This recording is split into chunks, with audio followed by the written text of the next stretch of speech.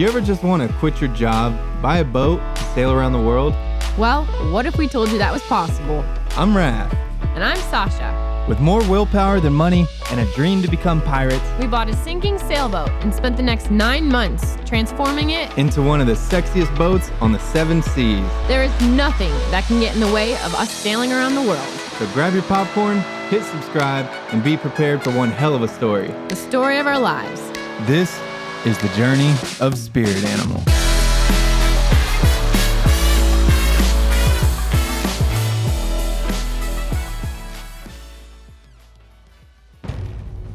Once upon a time, a guy bought a boat in this marina. He tried for 6 months to get it under this bridge, but failed. So he sold it to us and didn't tell us. Oh! We got a raffle! Oh my God, that's an inch. And we made it! Let's go. We made it! Free and clear. We are off to Fort Lauderdale. Oh. We are so excited that we made it under the bridge, and we're rounding the corner, going through the jetty, out to the open ocean, and all of a sudden, What do you know? We have a new issue. We are coming out of the channel here. We got jetties to our left and right, and the transmission just slipped on me after 30 minutes of driving. and now we're drifting towards the jetties very quickly.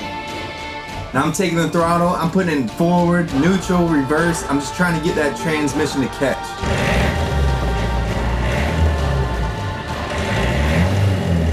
I end up running towards the front of the boat, getting ready to drop the anchor just in case. I'm gonna get the anchor! Okay. We're getting super close to these rocks. The boat was drifting so fast with the wind and the current. It caught! Our transmission finally caught, and thank God because we were getting so close to these rocks. But we're moving forward now, we're heading out to open water, and now we are just praying that these sails are good because that's really the only thing we have to make it down to Fort Lauderdale. So now Sasha's up front, and she's raising the sail. And she just said we have another problem. There has been so many things wrong with this boat that the broker hasn't told us, and at this point, we're getting pretty nervous. And Raph never even checked the sails. Frankly, we could be hoisting up a bed sheet. We got to get this sail up though, because we might not be able to go anywhere.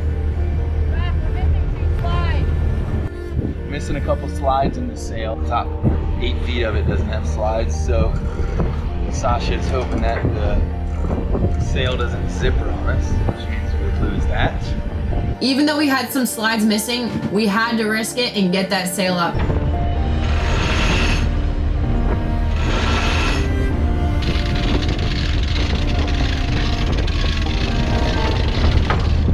She's up. Sails are up. Transmission is slipping. We got breakers behind us. We're low on transmission oil. Having 0 on the boat. We got a lot of things against us. And I agreed to this. We did say it was going to be an adventure, didn't we? Hey man, we making it happen. If anyone can do it, it's Spirit Raph and Sasha Myers.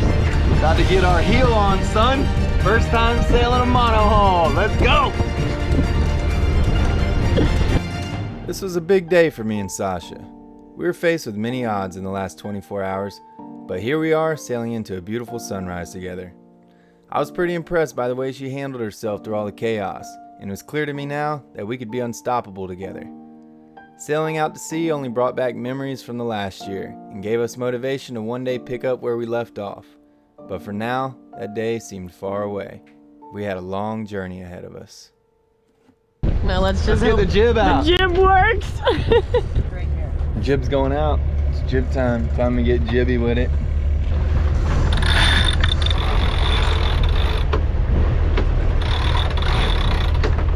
Alright. We're off, baby! Woohoo! Turn this motor off before my transmission melts. Yeah. And this is the point where we found out the autopilot also doesn't work. 300 miles, no autopilot, no transmission fluid. Sails missing slides. We got bridges to dodge. We still got a crazy harbor to go in. Fort Lauderdale, that current rips through there. So how many hours do we have, Sasha? 50. 50 hour sail. all day, all night, all day, all night, get there the next day. If all goes to plan. We've got some lightning storms in our near future. And the last thing I want to be doing is touching this metal steering wheel. So we might set up some bungee cords, we might jimmy rig this thing and figure out our own autopilot system.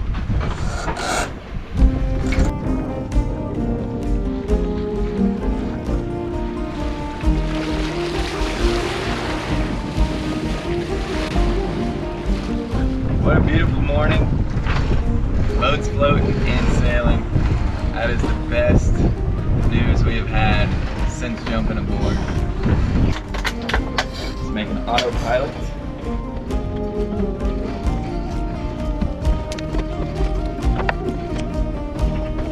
Autopilot engaged. Have it tied to this thing. Wrapped around this.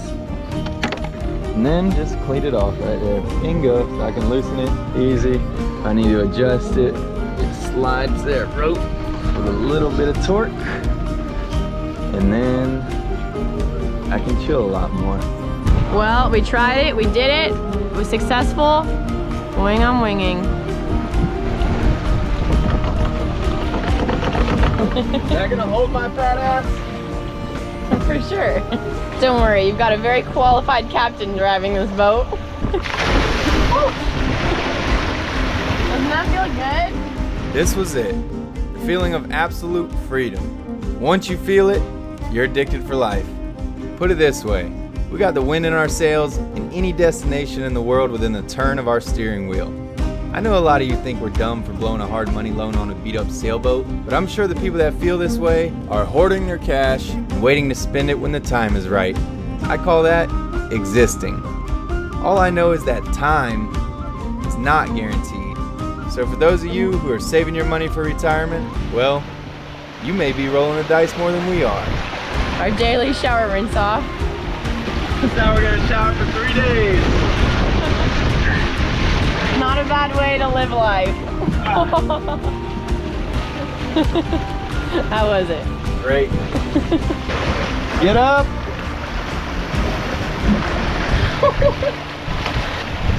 Got the sails wide open. I don't know how fast we're going because we don't have electronics. We're tops. We got 320 miles, no, 220 miles to go. Got a beautiful sunset dismissing us into the nighttime of darkness. Once again, we have our autopilot dialed in. It really doesn't work good. I got a lot of work to do on this steering. It's super hard. So we're sailing all through the night. We're sailing all through the next day and all through the next night, and hopefully we'll get there the next day. Sunday after. Day.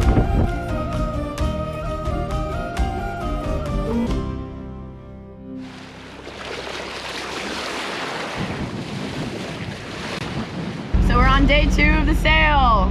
Day 2. We've gone 120 miles. 120. We got about $140 to go. So we had to motor for a little while because the wind died completely. We motored through the night. I think he started it around 2 a.m. and he just shut it off. I think it was like 10 a.m.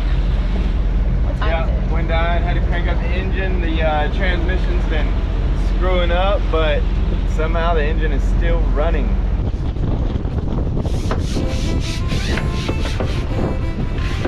You gotta take care of things so they take care of you. Isn't that the saying? You gonna point us in the right direction? We are going the right direction.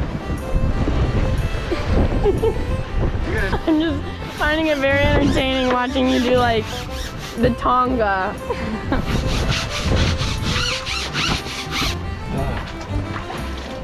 Permanent dirt.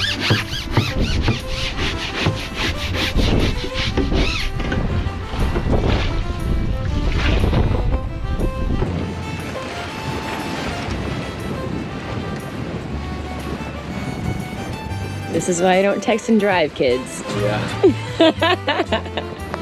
We had an amazing day of sailing, but at this point we were both really exhausted. We had been taking hour shifts, sleeping on beanbags on deck, and the lack of sleep was really catching up to us.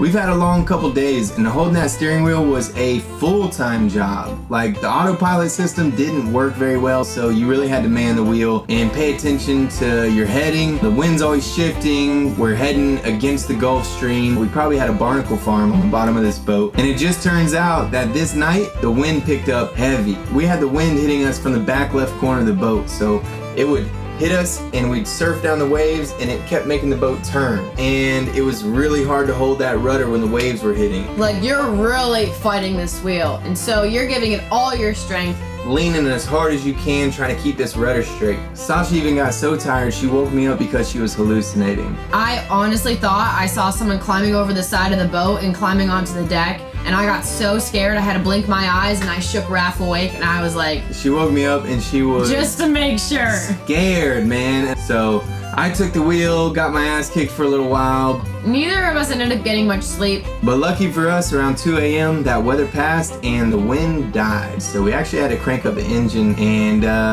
it made it a little easier on us. Wow, that's so bright. Good morning. All right, so... Woo. I just got off my nap shift while Sasha was driving. It is 6 in the morning, just over. We are 10 miles out of Fort Lauderdale, and the engine died. Luckily we still have a little bit of wind, so we're sailing just very slowly. But it ran so beautifully, and it died right before we needed it.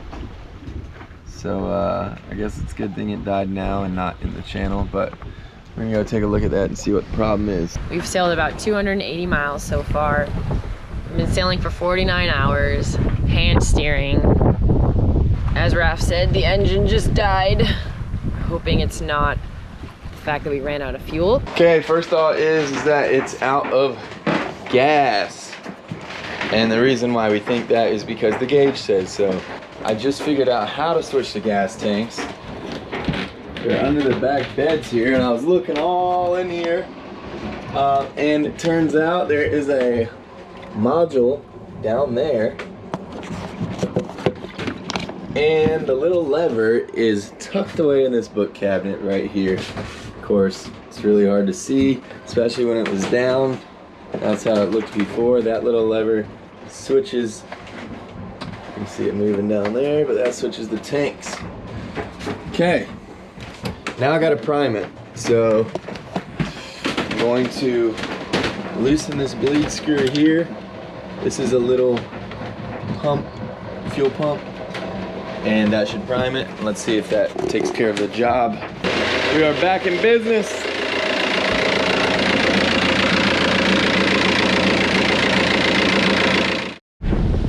Coming into Fort Lauderdale. We just did 300 miles. Had a slight hiccup with the engine. Turns out we ran out of gas. So luckily we had some more in the second tank. But yeah, we're here. So we're sailing into Fort Lauderdale, and I'm sitting here looking at our route, and if you take and you straighten it out, we could have made it to Key West. It was a massive zigzag all the way down, and I was so tired at one point that I actually did 2 360s in the sailboat.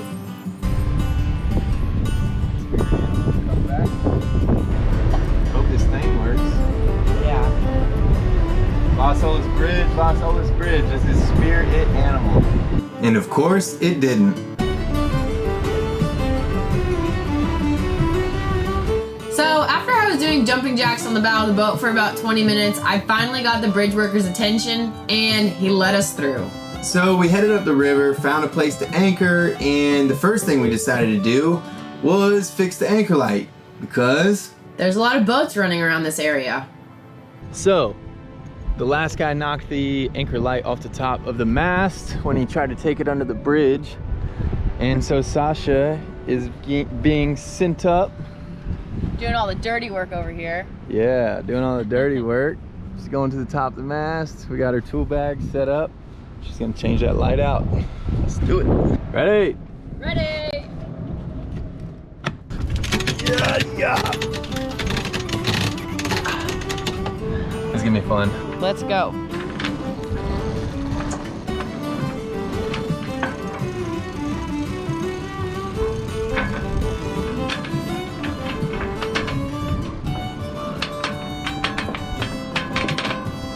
Boat's really getting small. Like 5 feet. 2 feet. Okay, that's it. Okay. She's up there. Little speck in the sky. Wow, it looks beautiful up here. Now let's see, we got the anchor light right here. It looks fine. Try turning it on, the light bulb looks fine. All right, 1 second.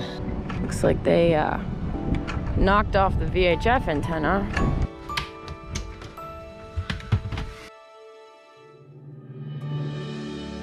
All done. Nice and bright. Ooh. Oh. All right, we got it down. She dropped a nice $75 voltmeter in the water, but other than that, Whoops. she survived. Mission success.